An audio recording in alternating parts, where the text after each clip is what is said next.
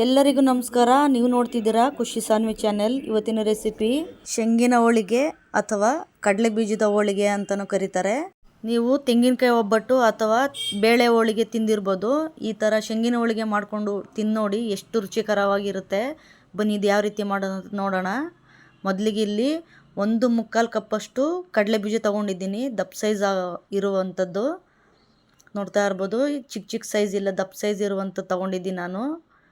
1/4 cup ಆಗುವಷ್ಟು ತಗೊಂಡಿದ್ದೀನಿ. ಹಾಗೆ ಇಲ್ಲಿ ಬಿಸಿ ಮಾಡ್ಕೋಬೇಕಾಗುತ್ತೆ.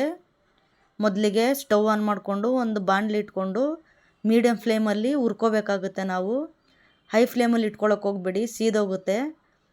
ಲೋ ಫ್ಲೇಮಲ್ಲಿ ಇಟ್ಕೊಂಡು ಅಥವಾ ಮೀಡಿಯಮ್ ಫ್ಲೇಮಲ್ಲಿ ಇಟ್ಕೊಂಡು ಹುರ್ಕೊಳ್ಳಿ, ತುಂಬ ಚೆನ್ನಾಗಿ ಫ್ರೈ ಆಗುತ್ತೆ.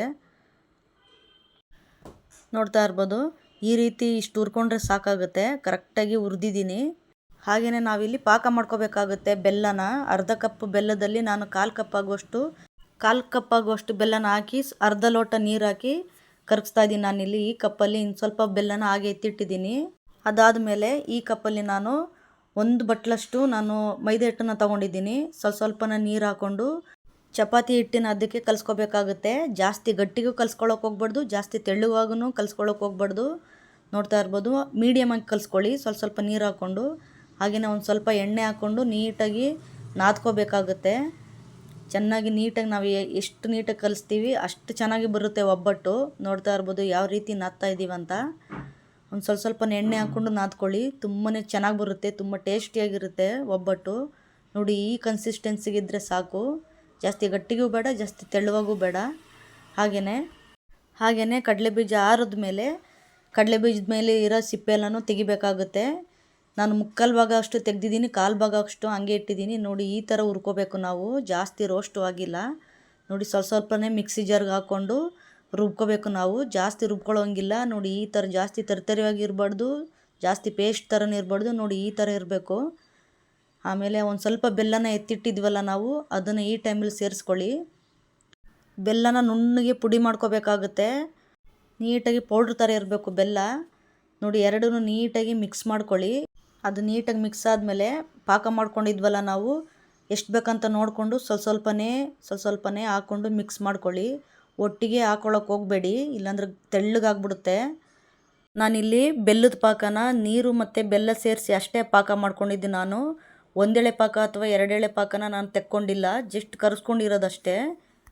ನೋಡ್ತಾ ಇರ್ಬೋದು, ಈ ರೀತಿ ಕಲಿಸ್ಕೋಬೇಕಾಗುತ್ತೆ ನಾವು. ನೀಟಾಗಿ ರೆಡಿಯಾಗಿದೆ. ಇದನ್ನು ಸೈಡಲ್ಲಿ ಎತ್ತಿಟ್ಕೊಬಿಡಿ. ಹಾಗೆಯೇ ಇಲ್ಲಿ ಒಂದು ಬ್ಲ್ಯಾಕ್ ಕಲರ್ ಪೇಪರಲ್ಲಿ ನಾನು ರೌಂಡ್ ಶೇಪನ್ನು ಕಟ್ ಮಾಡಿಟ್ಟಿದ್ದೀನಿ.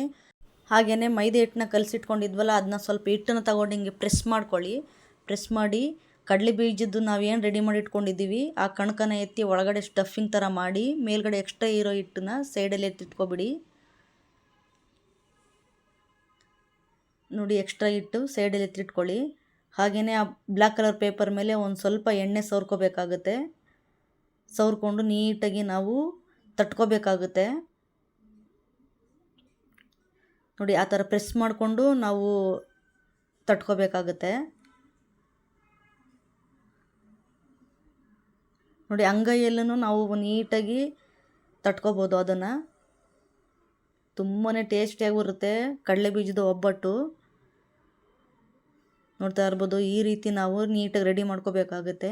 ನೋಡಿ, ರೆಡಿ. ಹಂಚನ್ನ ಕಾಯಕ್ಕೆ ಇಟ್ಕೊಳ್ಳಿ. ಹಂಚು ಕಾಯ್ದ ಮೇಲೆ ಒಂದು ಸ್ವಲ್ಪ ಎಣ್ಣೆ ಹಾಕ್ಕೊಂಡು ಸ್ಪ್ರೆಡ್ ಮಾಡ್ಕೊಳ್ಳಿ. ನಾವು ತಟ್ಟಿಟ್ಕೊಂಡಿದ್ವಲ್ಲ ಕಡಲೆ ಬೀಜದ ಒಬ್ಬಟ್ಟನ್ನು ನೋಡಿ, ಹೆಂಚು ಬಿಸಿ ಆದಮೇಲೆ ಹಾಕ್ಕೊಳ್ಳಿ. ಹಾಕ್ಕೊಂಡು ಎರಡೂ ಕಡೆನೂ ನೀಟಾಗಿ ಮಗ್ಚಾಕೊಳ್ಳಿ, ತಿರ್ವಾಕೋಬೇಕಾಗುತ್ತೆ. ನೋಡ್ತಾ ಇರ್ಬೋದು ಎಷ್ಟು ಚೆನ್ನಾಗಿ ಬಂದಿದೆ ಅಂತ. ಎಲ್ಲರೂ ಹಬ್ಬಕ್ಕೆ, ಪ್ರತಿ ಹಬ್ಬಕ್ಕೂ ಬೇಳೆ ಒಬ್ಬಟ್ಟು, ಕಾಯಿ ಒಬ್ಬಟ್ಟು ಈ ರೀತಿಯಲ್ಲಿ ಮಾಡ್ತಾ ಇರ್ತಾರೆ.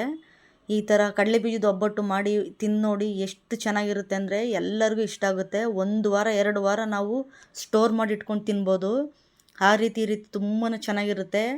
ಆರೋಗ್ಯಕ್ಕೂ ಕೂಡ ತುಂಬಾ ಹೆಲ್ದಿ ಅಂತಲೇ ಹೇಳ್ಬೋದು ಕಡಲೆ ಬೀಜದ ಒಬ್ಬಟ್ಟು. ಪ್ರತಿಯೊಬ್ಬರಿಗೂ ಇಷ್ಟ ಆಗುತ್ತೆ ಈ ರೆಸಿಪಿ. ಮಕ್ಕಳಿಗೆ ಸ್ನ್ಯಾಕ್ಸ್ ರೀತಿಯಾಗೂ ಕೊಡ್ಬೋದು, ತುಂಬಾ ಆರೋಗ್ಯಕರವಾಗಿರುತ್ತೆ. ಹಾಗೆಯೇ ನಾವು ದಿಢೀರ್ನೇ ಮಾಡ್ಕೋಬೋದು. ನಾವು ಬೇಳೆನ ಬೇಯಿಸೋವಂಗಿಲ್ಲ, ನಾವು ಜಾಸ್ತಿ ತಲೆನೇ ಕೆಡಿಸ್ಕೊಳ್ಳೋಂಗಿಲ್ಲ. ಈ ರೆಸಿಪಿ ಸುಮ್ಮನೆ ಕಡಲೆ ಬೀಜ ಎಲ್ಲ ರೋಸ್ಟ್ ಮಾಡ್ಕೊಂಡು ಫ್ರೈ ಮಾಡಿಕೊಂಡು ಈ ರೀತಿ ನಾವು ಆರಾಮಾಗಿ ರೆಡಿ ಮಾಡ್ಕೊಬೋದು. ಒಂದು ಅರ್ಧ ಗಂಟೆಯಲ್ಲಿ ಆಗೋಗುತ್ತೆ. ತುಂಬಾ ಟೇಸ್ಟಿಯಾದ ತುಂಬಾ ಸಿಹಿಯಾದ ಕಡಲೆಬೀಜದ ಒಬ್ಬಟ್ಟು ಯಾವ ರೀತಿ ಮಾಡ್ತಾಯಿದ್ದೀವಿ ಅಂತ ನೋಡ್ತಾ ಇರ್ಬೋದು ನೀವು.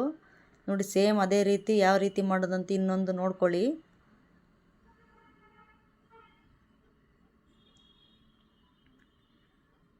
ನೋಡಿ ನೀಟಾಗಿ ಈ ಥರ ಪ್ರೆಸ್ ಮಾಡಿಕೊಂಡು ತಟ್ಕೊಂಡ್ರೆ ಆಯಿತು. ಸಿಂಪಲಾದ ಮೆಥಡ್ ಇದು. ತುಂಬಾ ಟೇಸ್ಟಿಯಾದ ತುಂಬ ರುಚಿಕರವಾದ ಕಡಲೆಬೀಜದ ಒಬ್ಬಟ್ಟು. ಅರ್ಧ ಗಂಟೆಲೆಲ್ಲ ತುಂಬಾ ರುಚಿಕರವಾದ ಆರೋಗ್ಯಕರವಾದ ಒಬ್ಬಟ್ಟು ರೆಡಿ ಆಗುತ್ತೆ. ಸೇಮ್ ಹಂಚು ಮೇಲೆ ಹಾಕೋಬಿಡಿ, ಎಣ್ಣೆ ಸ್ವಲ್ಪ ಸ್ಪ್ರೆಡ್ ಮಾಡಿಬಿಟ್ಟು.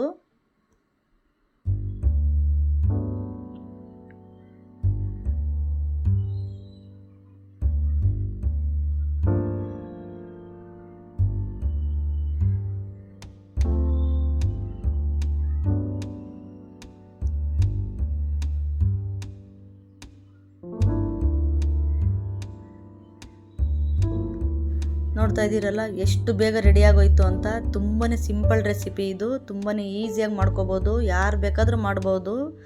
ಪ್ಲೀಸ್ ನನ್ನ ಚಾನಲ್ ಯಾರು ಸಬ್ಸ್ಕ್ರೈಬ್ ಮಾಡಿಲ್ಲ ದಯವಿಟ್ಟು ಸಬ್ಸ್ಕ್ರೈಬ್ ಮಾಡಿ, ಲೈಕ್ ಮಾಡಿ, ಶೇರ್ ಮಾಡಿ, ಕಮೆಂಟ್ ಮಾಡಿ. ಈ ರೆಸಿಪಿ ಹೇಗೆ ಬಂತು ಅಂತ ನಿಮ್ಮ ಅನಿಸಿಕೆ ಅಭಿಪ್ರಾಯಗಳನ್ನು ತಿಳಿಸಿ. ಈ ವಿಡಿಯೋ ನೋಡೋದಕ್ಕಾಗಿ ಎಲ್ಲರಿಗೂ ಧನ್ಯವಾದಗಳು.